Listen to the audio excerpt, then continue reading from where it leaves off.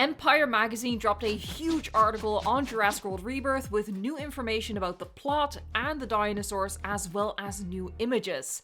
Let's get into it. The first dinosaur encounter that the article writes about is with the Velociraptors. Please don't say they're raptors. They're raptors. The characters stand frozen in fear on the forecourt of a long-abandoned gas station as the Velociraptors approach. Rupert Friend, playing Martin Krebs, points his pistol at them. They pause, spooked, then back away, disappearing into the misty night. "Yeah, you better run," Friend yells, but Bailey cautions him. "No, that wasn't the gun," he says. "It was something else." The article also writes, "There's something new lurking in the flora, something worse, something even the raptors fear." By the sound of it, the survivors' encounter with the Velociraptors will be cut short by the arrival of another threat, possibly the Mutadons, which come up later in the article. While this video is going to be about the information in the article, I do want to point out a rumor that's been going around that the Velociraptors will have a limited role in the film. If true, that would be a big shame in my opinion, but it does make sense with the addition of the new Mutadons, who will be similar enough as a threat that they will probably take the place of the Velociraptors. And having the Velociraptors get spooked by this new threat is a classic trick to show the new dinosaur is even more dangerous. They did this before in Jurassic Park 3, where the T-Rex showed up just to give the Spinosaurus a chance to show to the audience that it's even more powerful and more deadly. "It's really a horror film," says director Gareth Edwards. "It's the sort of horror you enjoy, rather than stuff that will traumatize you forever." Horror film might be too strong of a term, as David Koepp contradicts this according to the article. While Koepp doesn't follow Edwards' horror movie take, Koepp does concur that Rebirth looks back to the original film, even while it leaps forward. And he continues, "Let's go back to the tone we're most comfortable with, which is closer to the tone of the first movie, although not in a nostalgic way. I don't like excessive nostalgia." That last part is good to hear, for me at least, because I think past Jurassic World movies have used nostalgia bait as a crutch, too afraid to stand on their own feet. However, I am a little skeptical of all this back to the original Jurassic Park, love letter to the original Jurassic Park, ode to the original Jurassic Park kind of talk that is at the forefront of every interview.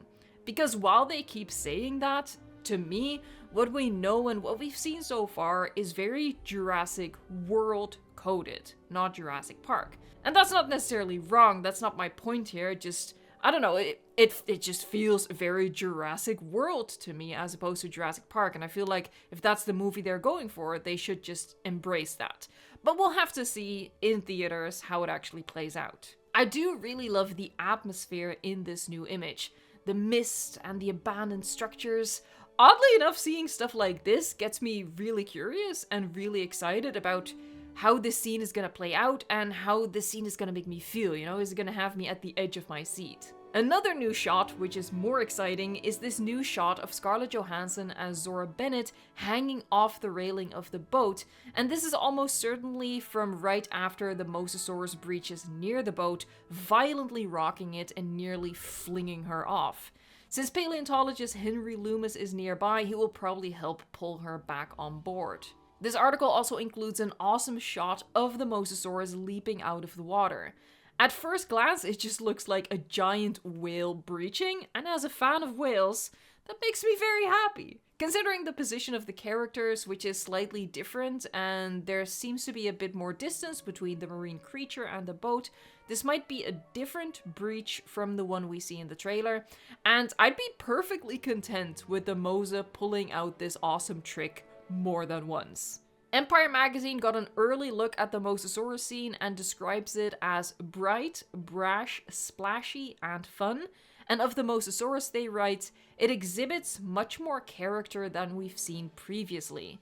It is, it turns out, as wily as it is burly." From the trailer, we know the Mosasaurus is working together with the Spinosaurus trio, and I think this wily comment might be in relation to that, how it orchestrates the group attack on the boat. This is a scene that might require some suspension of disbelief, but I'm really excited for this.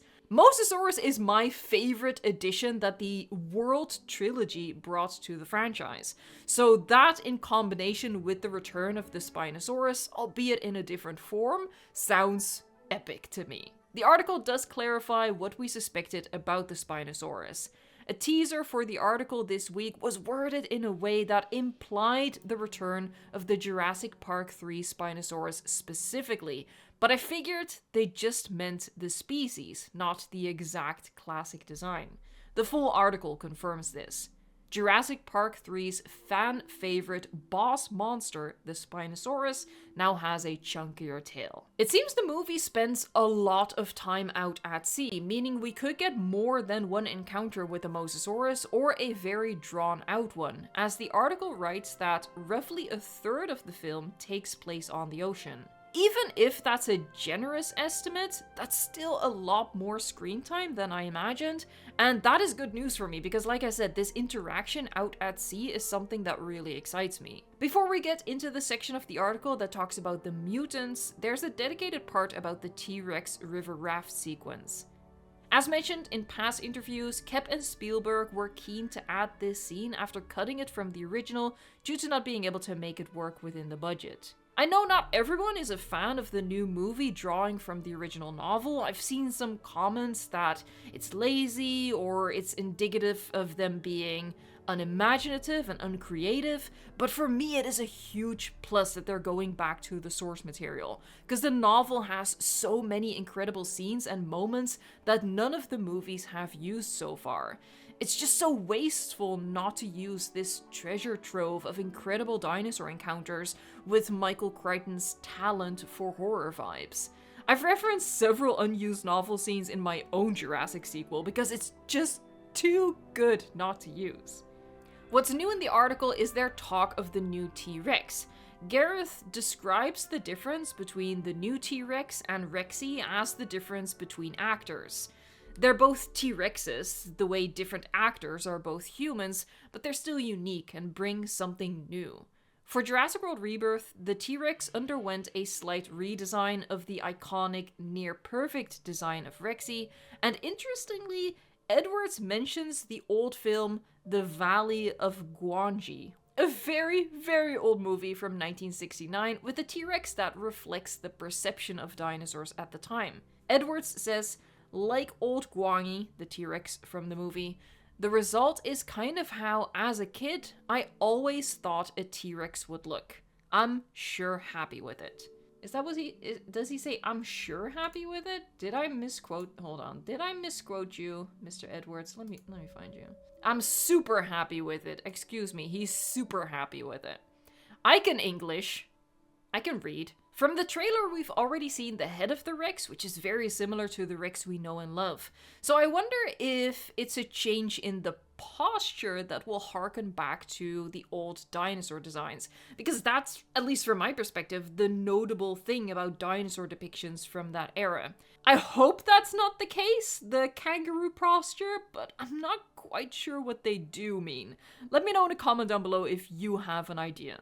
Going back to things from the novel to use though, the Titanosaurus might include a small reference to the Lost World. The article writes about a couple of towering Titanosaurs, which we are told get amorous.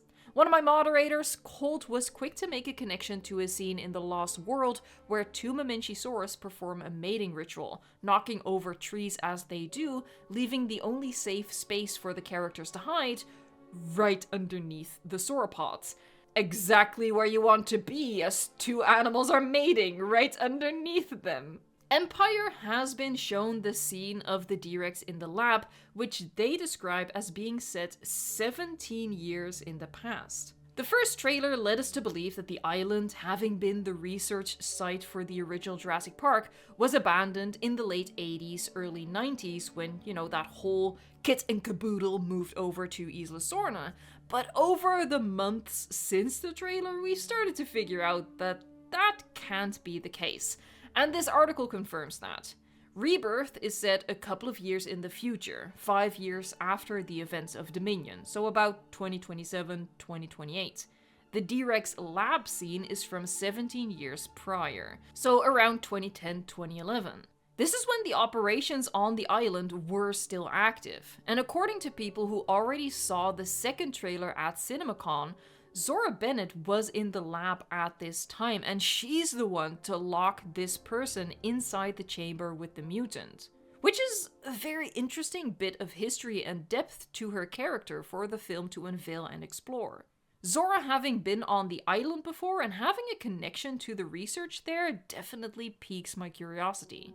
This scene from 17 years ago is going to be the opening of the film, after which there will be a time jump to the mission of the present. As we've discussed on the channel in a previous video, the DRex is not only meant to elicit fear, but pity as well, as this deformed creature suffering through its own existence.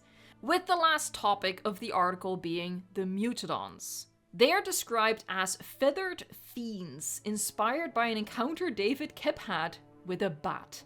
The bat stretched out his wings, which were skinny, scary, and weird, and so big they could wrap around your body twice. I thought, that's going in a movie.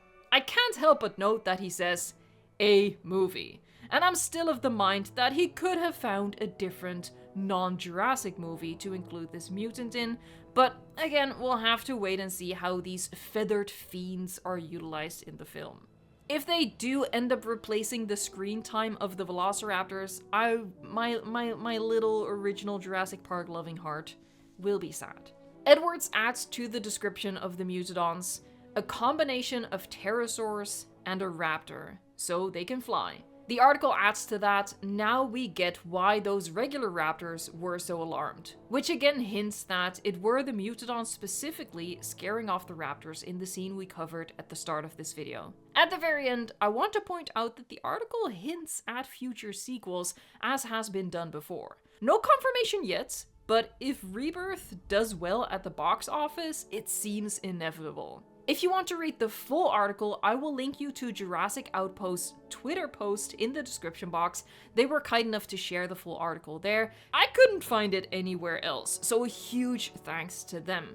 I'm also linking their YouTube channel in the description box. You should definitely check them out. They cover all of the news. They are very thorough and very reliable, so I recommend you check them out and subscribe to them and help them get to 100,000 subscribers. In the meantime, we are close to 300,000 subscribers, so consider joining the square. Hopefully, I will be back soon with a second trailer reaction and analysis, because I think we're all ready for some new footage. Thank you so much for watching, liking, subscribing, and until next time. I just really want that second trailer. Come on now, guys.